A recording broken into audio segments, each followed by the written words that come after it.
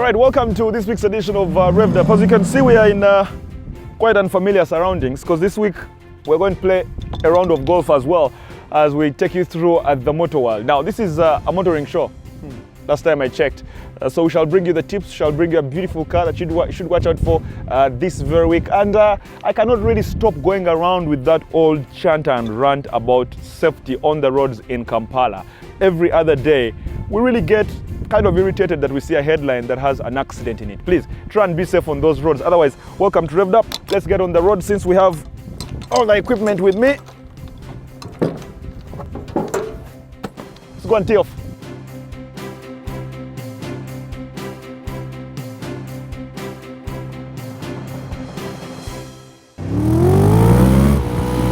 On this edition of Revved Up,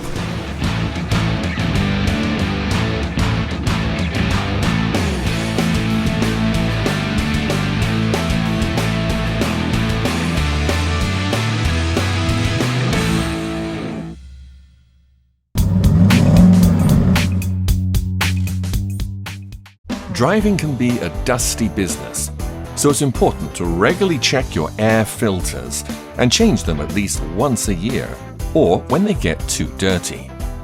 To locate the air filter in your car, open the hood and look for a rectangular box in the vehicle.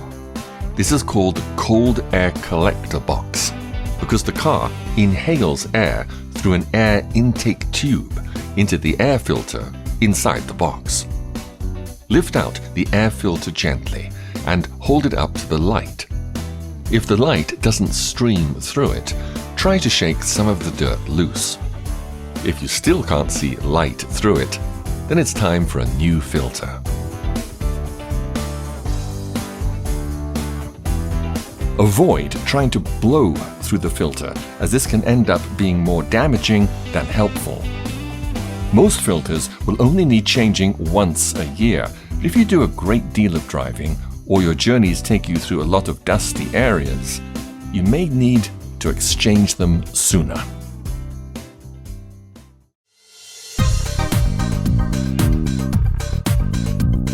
We're here at the BHP Motors. First of all, tell us about yourself, how you first became interested in restoring vintage cars. It's a long history. Born 1962, went to school at Kololo Primary, then went to King's College, Budo.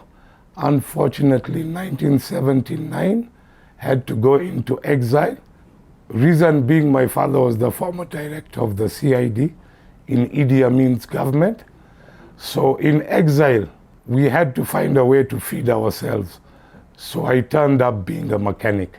That's where I started building my interest in repairing cars. That was in Kenya? Yeah, in Kenya, South Africa, Zimbabwe, Tanzania.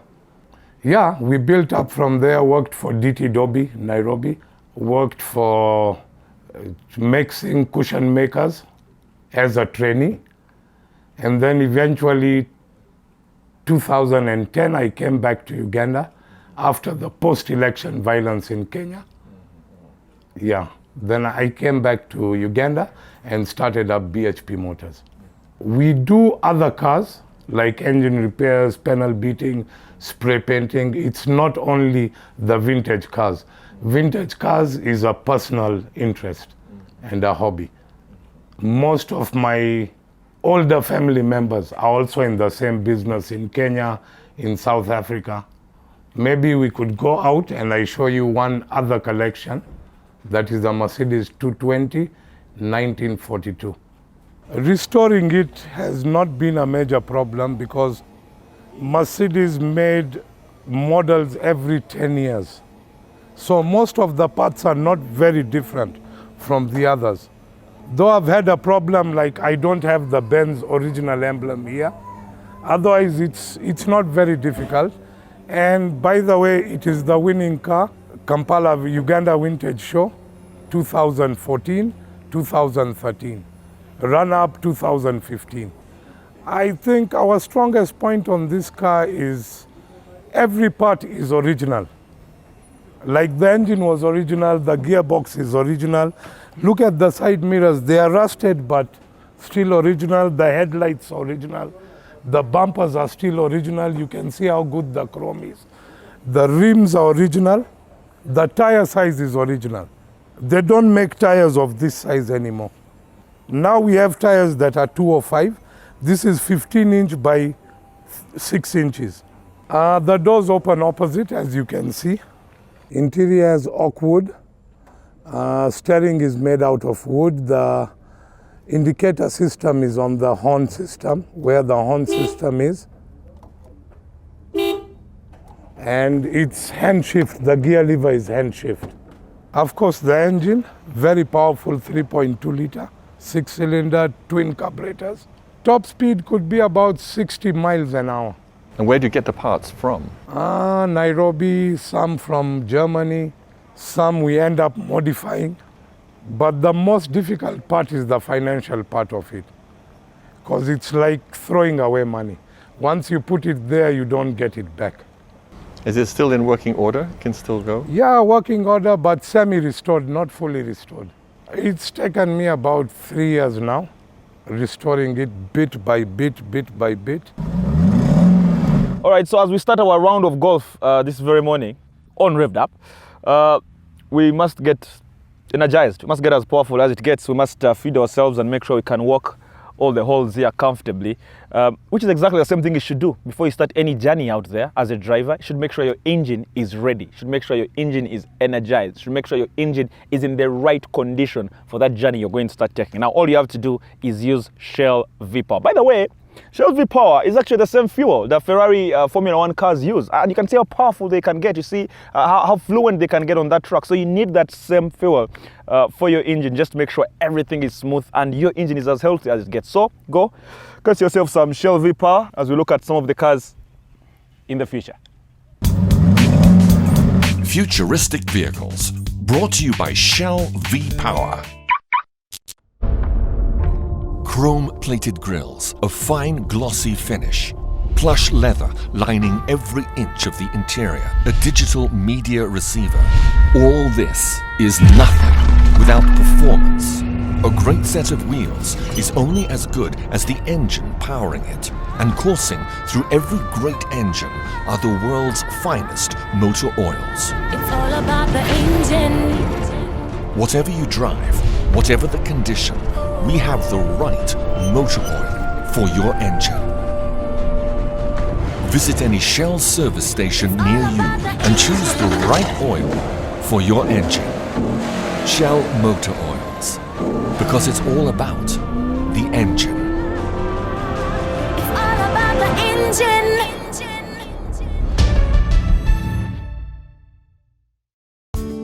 We have seen some fairly outrageous and increasingly far-fetched concept cars emerge from the mad geniuses at several car brands. So this week, we bring you a more practical modern vehicle that is actually in production, the Toyota Mirai. Toyota is perhaps best known in the environmental conservation circles for its famous hybrid, the Toyota Prius, supposedly the most efficient gasoline-powered car that is mass-produced. The Mirai, however, goes a step further, as it is a hydrogen-powered car and therefore even more environmentally friendly than its predecessor. To Toyota's credit, the exterior of this car is quite stunning and succeeds in creating a futuristic appeal without going overboard. It still resembles a conventional Toyota saloon car, yet the angular additions and squinty headlights add an almost robotic element that is truly mesmerizing. The grille looks like a yawning pit, flanked by two mandibles, giving the Mirai a predatory expression. This grille is necessary, however, because a steady intake of oxygen is required to react with the hydrogen and subsequently power the car, which can run an estimated 67 miles per gallon. Toyota did not skimp on the interior of the car either, and the result is certainly impressive. The seats are plush and classy, resembling those you might expect to see in a high-end sedan. There are touch screens, of course, as well as Bluetooth and USB connectivity, navigation, and digital displays. Unfortunately, Toyota puts a hefty price on saving the environment, as the Mirai will set buyers back $57,500. In some parts of America, this car is already on sale and is set to increase in production over the coming years. The switch to hydrogen-powered vehicles will not happen overnight, but cars like the Toyota Mirai make that prospect undoubtedly tempting.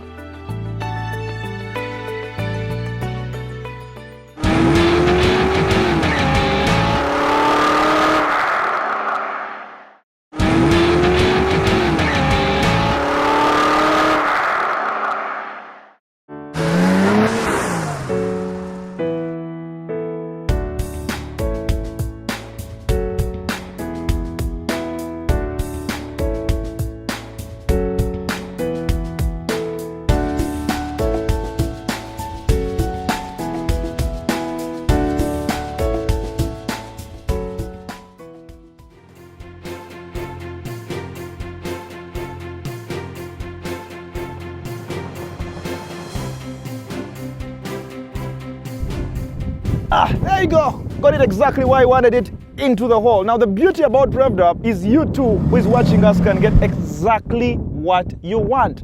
The exact car that you want. All you have to do is visit Cheki's official website. That is cheki.co.ug/hot deals. Cheki is CHEKI.co.ug. Take a look.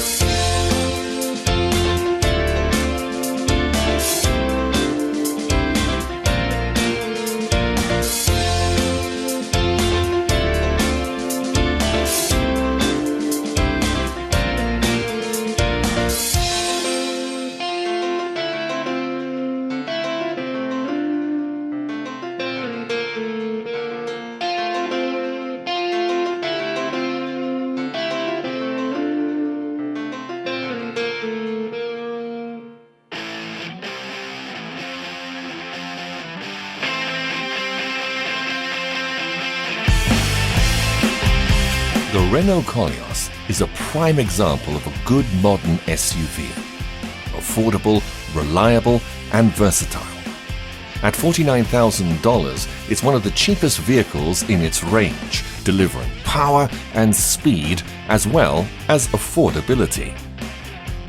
The 2.5-litre petrol engine has a top speed of 186 kilometers per hour and a moderately high fuel consumption of 9.3 litres per 100 kilometers. It reaches 0 to 100 kilometers per hour in approximately 9.9 seconds, thanks to its 170 horsepower. All right, so welcome to this week's road review. Now, of course, every week we talk about one of the bigger machines in Uganda, tell you about their specifications and pretty much why you might need cars like those. Now, this week, we go back to Renault and talk about the Renault Koleos. This one is the 2015 edition. It's one of the later versions in the country. It's also the last of this very generation. So you'll be having a different one altogether. Shall be talking about its specifications, but see, the beauty of this very car is that there's a very big debate going on whether it's an SUV, on whether it's a crossover. We certainly are going to try and compare this to the 2014 edition and take you through what we think has changed. So I'm going to invite Jimmy from Renault again on the show, and this time around I've got a seat for him. Come on, Jimmy. Yes, Andrew. Hi. Hi. How are you doing? Good. Welcome back to my set. It's always a pleasure. Please take a seat. Thank you. So there you go. This is the Koleos 2015, and we have a free seat here, which means if we are going to the national park, just you and I, or you and a friend of yours, you would have your drinks here, sit here, and have a nice day. That is true. This vehicle is actually a two-in-one. It has a personality of elegance, then also strength. You all find it in one car. All right, let's just go back. I mean, every time there's a new version, a new generation of a vehicle that comes out, we like going back and seeing the improvements. For starters, how do you classify this car? Is it an SUV? Is it a crossover? Or should we just say, is it a sports utility vehicle, really? Again, back to what I've said. It is a two-in-one. You can call it a sports utility vehicle, it is. You can refer to it as a crossover, it is. That is what makes this vehicle actually stand out. It's a two-in-one. Issues like power, issues like fuel, issues like comfort, issues like legroom, space. What has changed 2014, 2015? Now, when you right from the front, the 2014 edition had fog lights. Now, this one has improved to a daytime running light. Then also there's more chrome that has been increased on this. The grille is more inviting. When you look at the front grille, it's telling you, come and drive me. And the grille is, by the way, headlight to headlight. Yes. Pretty long, Yes, pretty long, so nice. And then when you get inside the cabin, you'll find that actually this vehicle has got all innovations that has made Renault a benchmark for comfort, smart technology, and safety. And the fact that the Koleos is regarded as the most un-French car. I mean, Renault is French, but there's designs in South Korea for this car. There's engineering, I think, in Japan. Yes. Does that give you a feel of, yes, it might be French, but it's getting a very big variety from other countries? This is a vehicle that everyone actually owns. It's a world car. It was designed in French, it's produced in Korea, and it's engineered in Japan. So you want to have that kind of car. All right, there you go. I think we need to take you through the different parts of the car itself, just to show you the difference between the 2014 edition and this one. It's been talking about the big grille at the front. It's been talking about the space. The big debate is still out there. The jury is still out there, whether it's an SUV or a crossover. Come with me. Let's show you the inside. The cabin is simple, elegant, and practical, incorporating everything that the passengers and driver need. Now, there's been lots of debate as well around the steering wheels and how they are handled by different companies. And I don't know how to talk about this because some guys want a less cluttered, steering wheel. Others want it with most of its functions here. Now, with the Renault Koleos 2015, you've got only the speed limiter and the cruise control on your steering wheel, and then Bluetooth, volume, radio. The controls are slightly lower. Some folks will say it's hard to control from this side. Other guys just prefer it like that. If you look at its dashboard, nothing much has changed in terms of its dashboard. There's just been a couple of changes, new controls that have come in. Everything is just to make sure they make your driving experience as beautiful as they can. The big infotainment screen that splashes right here is one we can talk about. It's in my view a little bit far, so you really have to stretch to be very close to it. But look at the positive thing. It's way bigger and easier to use compared to the 2014 edition.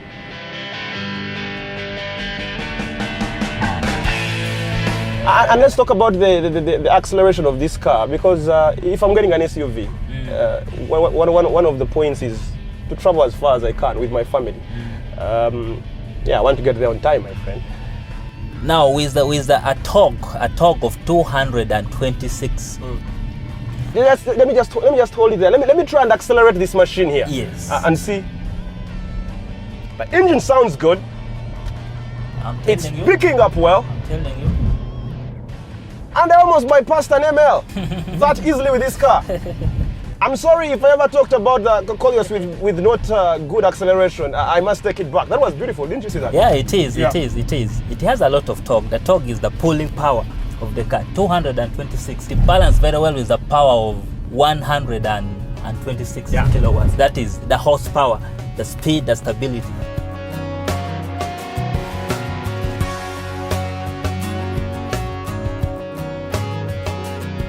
All right, so the car is going for $49,000 US dollars. Yes. And when you're spending that much money, you want a little bit of both.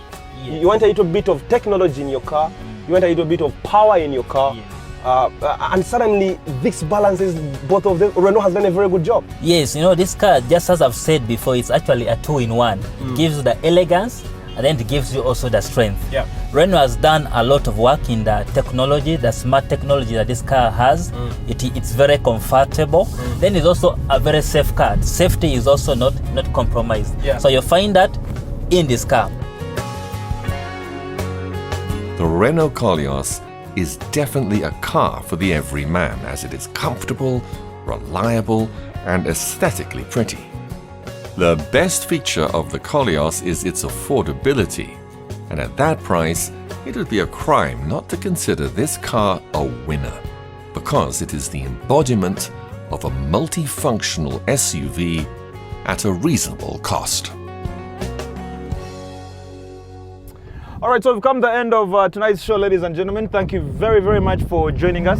We fully appreciate that, and hope you guys have enjoyed the car and the tips as well. And I'm probably getting tired of saying this, but just make sure you're careful on those roads. Let's avoid the accidents we are having. We certainly can. All we have to do is to make sure we drive as safely as we can. See you guys next week on Wednesday. For now, thank you very much one more time. Good night. Next week on Revved Up.